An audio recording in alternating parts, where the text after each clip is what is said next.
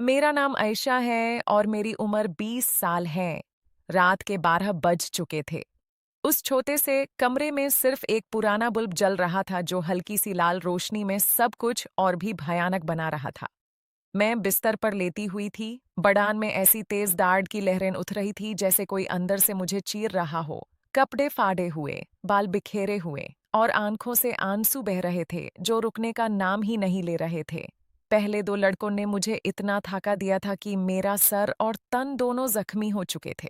फिर तीसरा आया, फिर चौथा और अब पांचवा।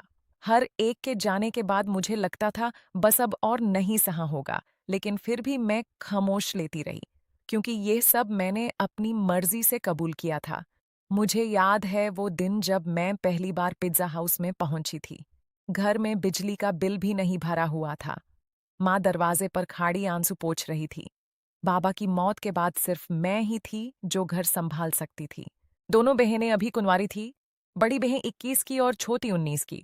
उनकी शादियां, ये सोचकर ही मेरा दिल धाधक उठा था। मैं ग्रेजुएशन कंप्लीट करके बाहर निकली थी, लेकिन हर जगह एक्सपीरियंस नहीं है सुनकर थक चुकी थी।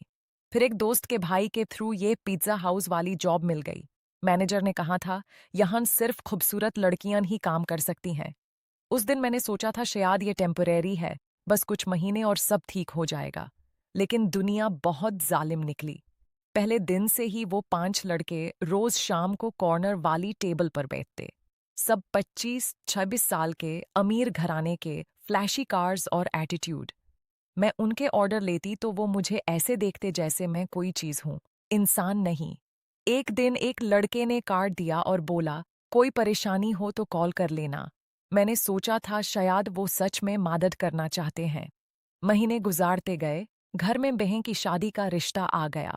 लड़के वाले ने 2 बहनों की शादी एक साथ करने की बात की थी, लेकिन दहेज की लंबी लिस्ट और खर्चा इतना बड़ा कि मैं रात भर सो नहीं पाती थी।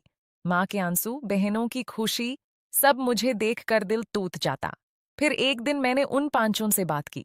उन्होंने लाखों रुपए की ऑफर की, सिर्फ एक रात के लिए। मैंने इनकार किया। लेकिन जब घर पहुंची तो माँ ने बताया शादी 1 महीने बाद फिक्स हो गई है। बहन का चेहरा देखा, उसकी आंखों में चमकती खुशी देखी और मैं टूट गई। उस रात मैंने उन्हें कॉल किया और हाँ कर दी। उन्होंने मुझे एक फ्लैट पर ले गए। पहले तो बातें हुई, हंसी मजाक। फिर सब बदल गया। एक के बाद दूसरा, तीसरा। दाढ़ की हद पार कर गया था। मैं चिल्लाती रही, रोती रही, उन्हें धक्का देती रही, लेकिन वो और ज्यादा हंसी से मुझ पर टूट पड़ते। मेरे बड़ान पर उनके दांतों के निशान, मेरे हाथों के नीले मार्क्स, हर चीज याद है। मैं सोच रही थी, ये मेरी बहनों की खुशी के लिए है, माँ के आंसू पोंछने के लिए है। लेकिन अंदर से कुछ टूट रहा था जो कभी जुड़ने वाला नहीं था। 5वें लड़के के जाने के बाद मैं बिल्कुल टूट चुकी थी। बिस्तारा खून से सराब था। मैं हिल भी नहीं पा रही थी। तब दरवाजा खुला और छठा लड़का अंदर आया। जैसे ही उसने मुझे देखा, उसके मुंह से चीख निकल गई। ये क्या? ये क्या किया तुम लोगों ने? वो चिल्लाया। उसके दोस्तों ने हंसकर कहा, अरे तू भी आ, मजा ले। लेकिन वो रुका नहीं। उसने तुरंत मुझे उठाया, अपनी जैकेट मेरे ऊपर डाली और गड़ी में बैठाकर हॉस्पिटल ले गया। वो हॉस्पिटल पहुंचकर मुझे आईसीयू में एडमिट करवाया। मैं बेहोश थी लेकिन कुछ आवाजें सुन रही थी। जब होश आया तो वो मेरे पास बैठा था। उसने बताया उसका नाम अरमान है और वो उन पांचों का दोस्त तो था, लेकिन उनकी हर बात से नहीं मिलता था। उसने कहा, मैं उनके साथ उनकी पार्टी में आया था बस देखने के लिए, लेकिन जब मैंने देखा क्या हो रहा है, मुझे लगा जैसे मेरी बहन के साथ ये हो रहा हो। मैं रोक नहीं पाया पहले, लेकिन अब नहीं देख सकता था।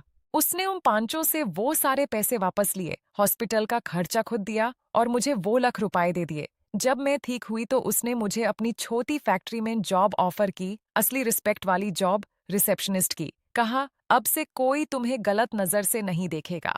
आज मेरी दोनों बहनों की शादियां हो चुकी हैं, घर में खुशी है। मैं अरमान भैया की फैक्ट्री में काम करती हूँ। वो सच में भाई बन गया है मेरा। कभी कभी रात को वो पुरानी रात याद आ जाती है और मैं रो पड़ती हूँ। लेकिन फिर सोचती हूँ, कभी कभी जिंदगी आपको इतना बड़ा दर्द देती है ताकि आप उससे बड़ी ताकत पा सको। दोस्तों, आज के टाइम में बाहर निकालने वाली हर लड़की की मजबूरी समझिए। उनकी इज्जत को आंखों से मत देखो, दिल से देखो।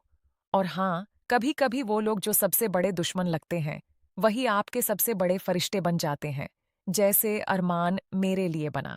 अगर ये कहानी दिल को छू गई हो तो लाइक ज़रूर कर देना। कमेंट में बताओ आपको क्या सबसे ज़्यादा छुआ और चैनल को सब्सक्राइब कर लेना ताकि ऐसी और सच्ची ज़िंदगी की कहानियाँ आप तक पहुँचती रहें। अपना और अपने घर वालों का ख्याल रखना।